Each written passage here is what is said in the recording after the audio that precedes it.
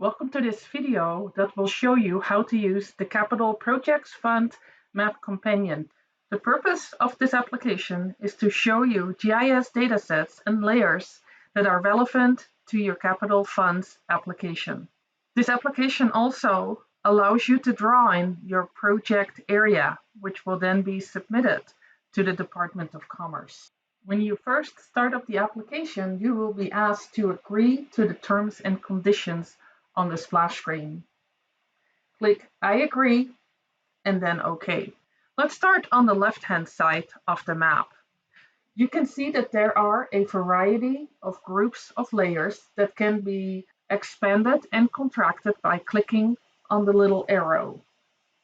In this case, you can see that we have by default the state, county, and other boundaries turned on.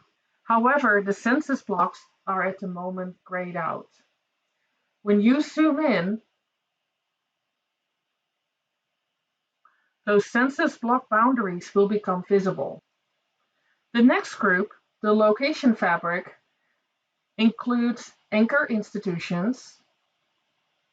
By clicking on the legend, you can see which anchor institutions are included, as well as what other symbols on the map are referencing. Let's go back to the layers. You can see that we both have an Idaho address fabric as well as the FCC fabric itself. So right now, when we zoom in, we can start seeing the Idaho fabric. If you want to see what this looks like on an aerial image, you can click on the base map switcher and click on imagery in this neighborhood. There are many other base maps to choose from. To navigate around this map, you can use the plus button to zoom in, the minus button to zoom out, or to zoom in and out, you can click on the scroll wheel in the middle of your mouse. You can go back to the full extent by clicking on the home button. In addition, we also have a search box, which allows you to search for a particular address. For now, let's skip the layers that you can edit. We will get back to that soon. The next group shows the previously awarded grants. As you can see, after you open up the group and uncheck the I so it becomes visible, you can see that we have data from both the FCC as well as the UCLA speed test results. Let's start with the UCLA speed test results. If we zoom out to all of Idaho, it will show you per county what the speeds are. And you can see in the legend that the different colors correspond with served, underserved, and unserved.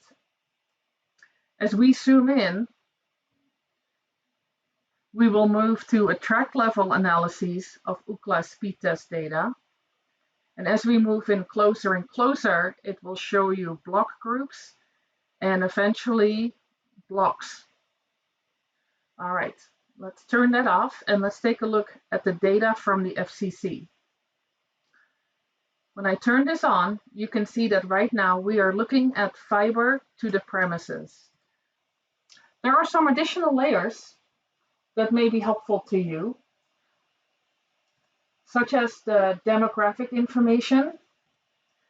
Similarly, we have more layers in reference to data sets that help determine digital equity. And finally, we included a number of terrain values.